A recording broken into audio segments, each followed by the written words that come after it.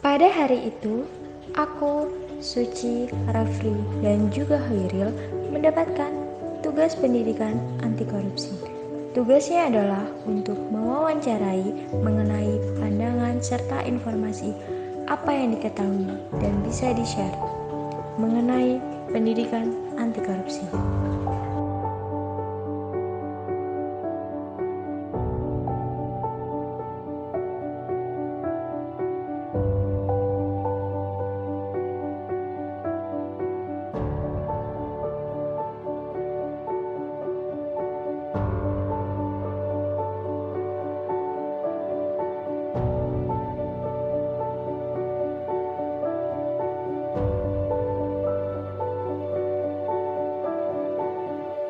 Kita beralih ke informasi lainnya, Saudara. Bupati Labuhan Batu, Sumatera Utara, Erik Atrada Aritonga, tiba di Gedung Merah Putih KPK Jumat pagi.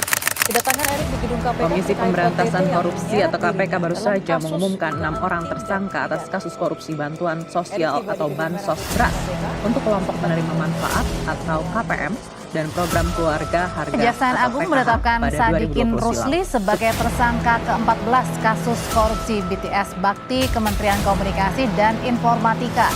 Sadikin ditangkap paksa setelah mangkir dalam pemanggilan persidangan. Direktur Penyidikan Jampitsus Kuntadi menyebut Sadikin ditangkap paksa di rumahnya pada Sabtu lalu di Surabaya, Jawa Timur. Jadi menurut Ibu, definisi sikap berani dalam pendidikan anti korupsi itu seperti apa? Ya, sikap berani di sini kalau menurut Ibu ya, selalu terbuka dalam kegiatan-kegiatan yang dilakukan, terutama karena di sini berkaitan dengan anti korupsi ya, terutama misalnya dalam kegiatan yang berkaitan dengan keuangan ya, berkaitan dengan keuangan ya harus terbuka, harus transparan gitu. Berani juga menerima masukan, siap menerima masukan, siap untuk menerima kritik gitu ya. Jadi apa yang dilakukan sebisa mungkin kita berdasarkan data ya. Jadi datanya lengkap. Ketika sewaktu-waktu kita ditanya bahwa kita pegang data, kita ada gitu ya. Ada yang sudah kita punya, ada yang sudah kita tunjukkan sehingga kapanpun itu diperlukan kita siap untuk memberikan. Itu kalau menurut Ibu. Menurut Ibu Lili dan Ibu Nana, definisi sikap berani dalam pendidikan anti korupsi itu seperti apa? Sikap berani dalam pendidikan anti korupsi itu sikap yang wajib dimiliki oleh siswa yang belajar pendidikan anti korupsi. Iya. Sebagai seorang siswa dengan belajar pendidikan anti korupsi, semestinya siswa itu nanti jika dia sudah mandiri, dia bisa menerapkan diri apa yang dia dapat di sekolah, menjaga disiplin, menjaga amanah, sehingga dia mampu menjalankan amanah yang dia laksanakan sesuai dengan apa yang harus dia laksanakan tanpa menyia-nyiakan. Intinya sama aja ya, jadi itu untuk nanti supaya kalian itu dalam hal misalnya bekerja itu harus disiplin, bertanggung jawab, tidak korupsi waktu atau tidak korupsi terhadap hal-hal yang berhubungan dengan pekerjaan. Menurut Ibu, kenapa yang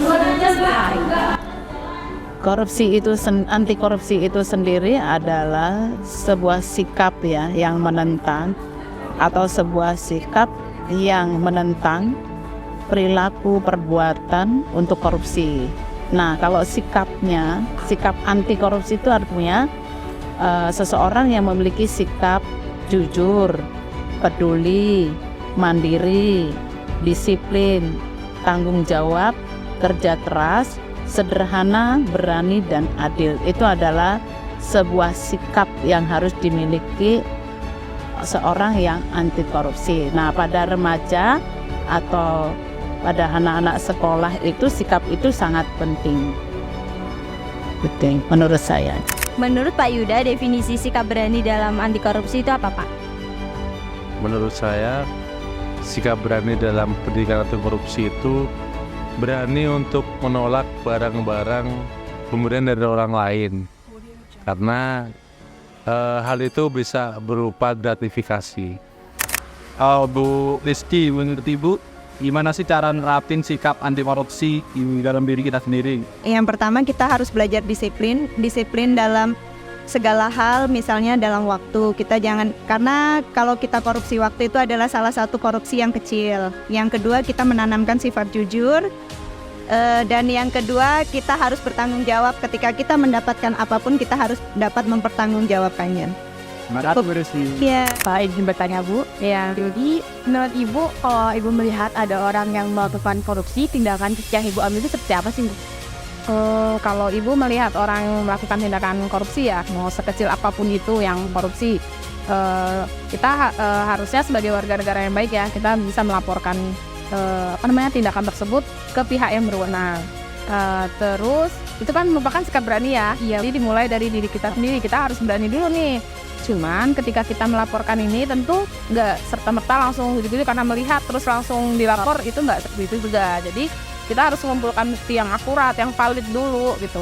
Terus kita melaporkannya ke tempat yang tepat, bukan asal melapor karena dia atasan, karena dia aparatur hukum misalnya. Kita belum tentu juga gitu. Jadi kita melapor ke lembaga yang tepat untuk menangani tindakan korupsi. Dan jangan takut ya, kalau menurut Ibu pribadi kita nggak boleh takut juga untuk melapor walaupun kita tahu dengan orangnya, kenal dengan orangnya misalnya. Kenapa? Ketika kita melapor ke tempat yang tepat, ke lembaga penanganan tindakan korupsi, itu hak-hak kita sebagai pelapor gitu ya, atau sebagai saksi, itu kita ada ada hak perlindungan hukumnya juga segitu. Jadi saran Ibu sebagai warga negara yang baik, jika kita melihat tindakan korupsi ya kita harus laporkan, harus berani. Baik, terima kasih Bu Desi. Sama-sama. Salim dulu lah. Iya.